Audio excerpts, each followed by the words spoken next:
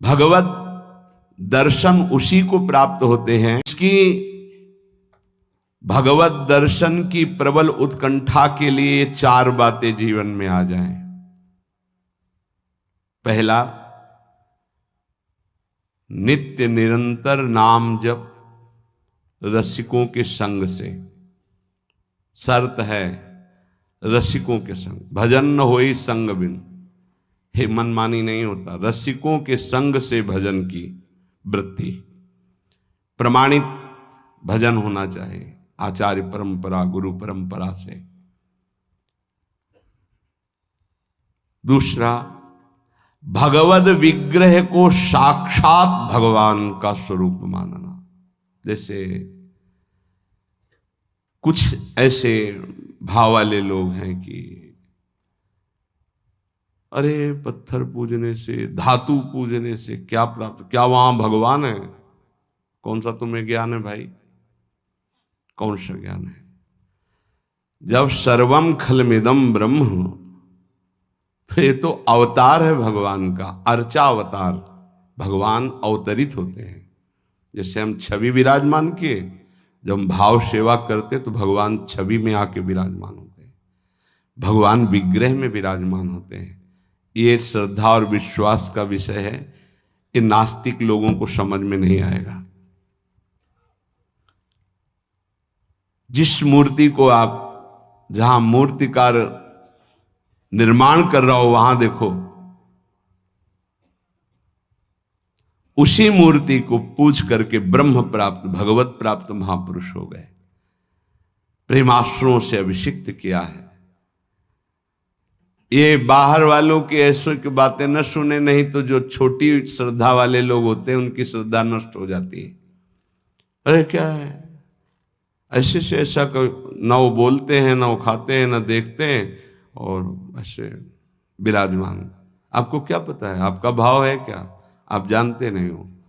भाव आ जाएगा तो इस साथ चलते हैं, बोलते हैं, खाते हैं, देखते हैं। भाव का खेल। एक प्रसंग में एक ब्राह्मण बूढ़े के साथ एक जवान तीर्थ यात्रा में गया था। सारांश में बता रहे हैं। ब्राह्मण तीर्थ यात्रा का इच्छुक हुआ, पर उसको लगा कि मेरे बेटे तो हैं, पर धनी होने के कारण वो विलासिता में युक्त हैं, मेरे साथ तो चलेंगे नहीं। अगर कोई जवान आदमी मिल जाए, मुझे तीर्थ यात्रा करवाए, उसे कुछ भेंट पूजा दे देंगे। तो एक गरीब ब्राह्मण का जवान लड़का था, बात की तो उसने कहा हमारा भी सौभाग्य होगा कि तीर्थ यात्रा होगी और आप हमारे पिता तुल्य, आपकी सेवा होगी। समस्त तीर्थों में भ्रमण कराया। जब वृंदावन आए तो बहुत सेवा उसने की। उसका मन बहुत प्रसन्न हो गया। धनी का वृद्ध था तो गोपाल जी के दर्शन कर रहा था। उसने कहा वृंदावन को साक्षी करके, गोपाल जी महाराज सामने हैं, मैं बहुत प्रसन्न हुआ तुम्हारे ऊपर, तुमने इतनी सेवा की। एक बेटी ब्याह योग्य है, मैं तुम्हें ब्याह करवा दूंगा अपनी बेटी से। तो कहा देखो हमने तो नहीं कहा, तुमने कहा है ना, इस बात को ध्यान रखना, वहां जाके भूल मत जाना। ऐसा ही हुआ। सारांश में बताया। वो जब गांव पहुंचा तो वृद्ध की हिम्मत नहीं हुई अपने धनी बेटों से कह दे कि बहन का ब्याह उस गरीब के साथ कर दो। काफी दिन हो गए, कोई चर्चा नहीं, तो ब्याह की बात थी। उस गरीब ब्राह्मण ने जाके कहा बूढ़े ब्राह्मण से कि आपने कहा था भगवान के सामने कि अपनी बेटी का ब्याह तुम्हारे साथ कर देंगे। तो जवान बेटों के भय से उसने कहा मुझे याद नहीं ऐसा कुछ। याद नहीं? तुमने भगवान के सामने कहा था। और कह रहे हो याद नहीं? तो बेटों ने कहा कि चलो भागो यहां से। भगवान के सामने कहा बुलाओ भगवान को, अगर साक्षी दे देंगे तो हम बहन का ब्याह कर देंगे। बोले पक्का? तो उनको पता था कि मूर्ति कोई बोलती थोड़ी, चलती थोड़ी। तो उनका हाँ पक्का। बोले पंचों के बीच में बोल दो। पहले गांव में पंचायत होती थी पिंड छुटाने के लिए कि अतरे दिन ये परेशान करेगा, तो उन्होंने कहा पंचों के सामने यदि ठाकुर जी आके गवाही दे दे तो ब्याह करवा देंगे। ओ गरीब आदमी जो कुछ था बेचा, फिर वृंदावन आया। ठाकुर जी गोपाल जी से कहा कि महाराज आपके सामने हमारे ब्याह की बात कही थी इस वृद्ध ब्राह्मण ने, आपको गवाही देना पड़ेगा तब हमारा ब्याह होगा। हाँ, कौन सुने। समय हुआ, ठाकुर जी का शयन भोग लगा, पट बंद हो गए, वो बैठे ही रहे बाहर। वाह गोपाल जी महाराज, आप जब बोलोगे तभी हमारा ब्याह होगा और हम तभी यहां से जाएंगे जब आपको साक्षी दे। सब चले गए थे वो अकेले, उसको विश्वास था भगवान है। अंदर से आवाज आई, मूर्ति कहीं चलती है क्या कि चलकर साक्षी दे। बोले महाराज मूर्ति बोलती थोड़ी है, आपने बोला ना तो आओ निकल के बाहर। अब उनके लिए कोई पर्दा है क्या। ललित त्रिभंगी वैसे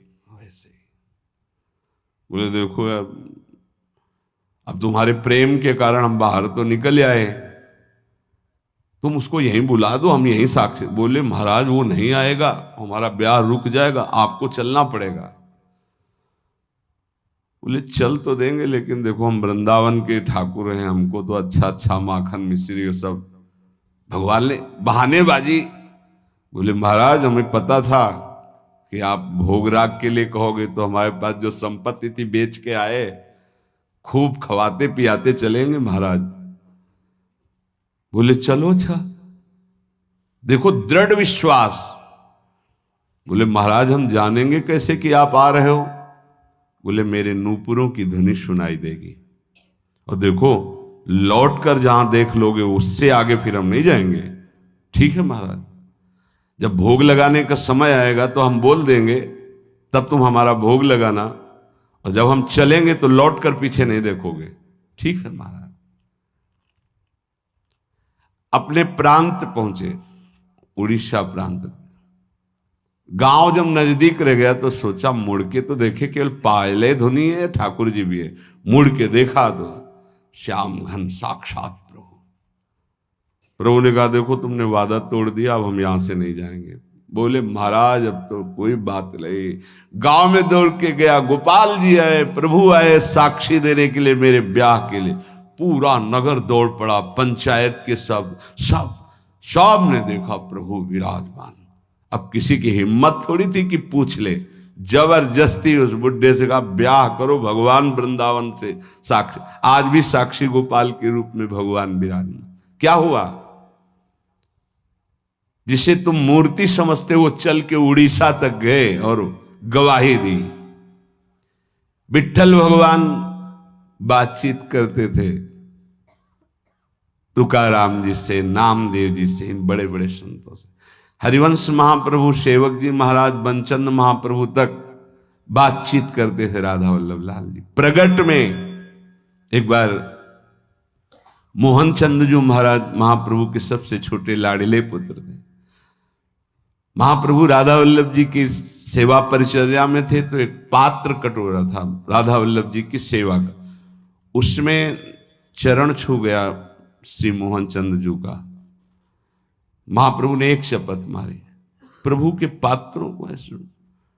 राधा वल्लभ जी के जब पत्रावली कर रहे थे तो कपोल में अंगुली बनी, तो उनका जय जय आप। तो बोले मोहन चंद के रूप में मैं ही तो अब खेल रहा हूं अपने पात्र, तुमने वहां मारा मुझे देखो लगा।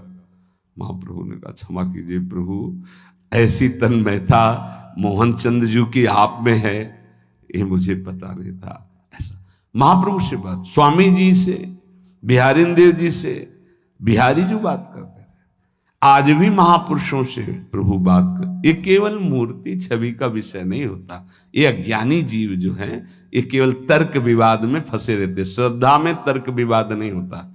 ये तर्क विवाद जहां होने लगे, ऐसी कोई वार्ता होने लगे, श्रद्धालु उपासक को बिल्कुल हट जाना चाहिए। भगवत दर्शन किसको प्राप्त होते हैं? पहला, जो रसिक महापुरुषों के गुरुदेव के अनुसार भजन करता, नाम जप, मंत्र जप। दूसरा, भगवद विग्रह को साक्षात प्रभु मान करके। कहो सो कहां जहां प्रभु नहीं, जब सर्वत्र प्रभु है तब तो हमने प्रभु का श्री विग्रह, अर्चा विग्रह, ये अर्चा अवतार है भगवान का, इनको विराजमान किया, साक्षात मेरे प्रभु हैं। ये बाहरी दर्शन है। तीसरा, प्रभु को अर्पित किए हुए प्रसाद के अलावा अरुचि होना। कुछ भी ऐसा जो हम प्रभु को अर्पित नहीं कर सकते वो हम नहीं पा सकते। प्रभु को अर्पित ना की हुई चाहे अमृत पड़ी हुई वस्तु हो, हमारी बिल्कुल श्रद्धा और रुचि नहीं। हमारे प्रियालाल ने नहीं पाया तो हम उसे चख नहीं सकते। ये भगवत प्राप्ति, भगवत दर्शन के लिए बहुत आवश्यक है। गुरु प्रदत्त भजन में आसक्ति, इष्ट के श्री विग्रह छवि में साक्षात भाव और इष्ट को अर्पित ना किए हुए वस्तु, वस्त्र, पदार्थ, भोगों में पूर्ण अरुचि। कई बार हमने ऐसे संतों को देखा जो अमनिया जैसे, पा लीजिए, नहीं अमनिया है ना, हम अपने ठाकुर को भोग लगा के पाएंगे या आप अपनी श्री जी को भोग लगा दीजिए तो पालेंगे, अन्यथा नहीं। अमनिया नहीं, अमनिया माला, पत्र, पुष्प, सुगंधित कुछ भी नहीं। हमारा जीवन प्रसादी हो जाना चाहिए। ये बहुत ध्यान से अपनी दिनचर्या में देखिए कि कभी अमनिया मत पाइए। चौथा, सहनशील। ये बहुत आवश्यक है। बहुत सहनशील उपासक को होना चाहिए। जितना सहोगे उतनी भक्ति प्रकाशित होगी। सहत सहत बाढ़े भगति, गृह तनु गुरु हितगार। गुरुदेव को समर्पित जीवन और सहनशीलता, निश्चित भगवत दर्शन। 4 बातों से निश्चित भगवत दर्शन हो जाता है। ये बहुत खास बात है जिसको धारण करना बहुत कठिन है, पर गुरु कृपा पात्र बहुत सरल ढंग से इसे निर्वाह कर ले जाता है। क्या? किसी से मतलब नहीं। इस मार्ग के उपासक किसी से मतलब नहीं। पहले तो कहा पीछे वाले में कि जो विषयी पुरुषों का समूह है उनके संग से भयभीत रहे, कभी संग न करे। अब आगे वाले में कहा महान संगा नाम। किसका ये स्वरूप होता है? बोले जो वह तो महताम श्री पद रज, महापुरुषों की चरण रज से जिसका शरीर अभिषिक्त है और माथे पे जिसकी चरण रज विराजमान है, गुरुजनों की, संतों की, रसिकों की, वो महान संगानाम सहज मधुरात्म प्रिय कथा। वो निसंग ही नहीं, महान निसंगानाम, जागृत स्वप्न सुषुप्ति, कभी भी कहीं भी उसका किसी से संबंध नहीं है, शरीर से भी नहीं। क्योंकि महान संगानाम तभी हो सकता है, शरीर से भी नहीं। यह ज्ञानी जीव जानते नहीं। कहते हैं शरीर तो यहां छूट जाता है, फिर गति किसकी होती है? भगवत प्राप्त। शरीर तो एक कपड़ा है, समझते नहीं हो। इसके नीचे एक कपड़ा है, सूक्ष्म शरीर, उसके नीचे एक है कारण शरीर। आप पहनने वाले हो, ये आपके कपड़े हैं। एक छूटता है सिर्फ स्थूल शरीर, सूक्ष्म शरीर और कारण शरीर को लेकर के बार बार जन्म मरण होता रहता है, कपड़े बदलते रहते हैं। और जो जीवन मुक्त हो गया तो तीनों शरीरों का संबंध खत्म और दिव्य चिन्मय चिदानंदमय शरीर को, भावदेह को प्राप्त करके चिन्मय धाम में, चिन्मय लीला में, चिन्मय प्रिया प्रीतम के समीप हो जाता है। वो महान संगानाम।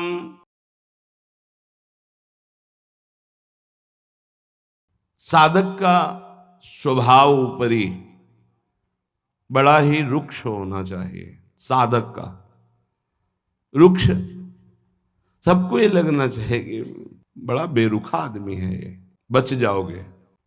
गोस्वामी जी ने भी लिखा है, गिरा अरथ जल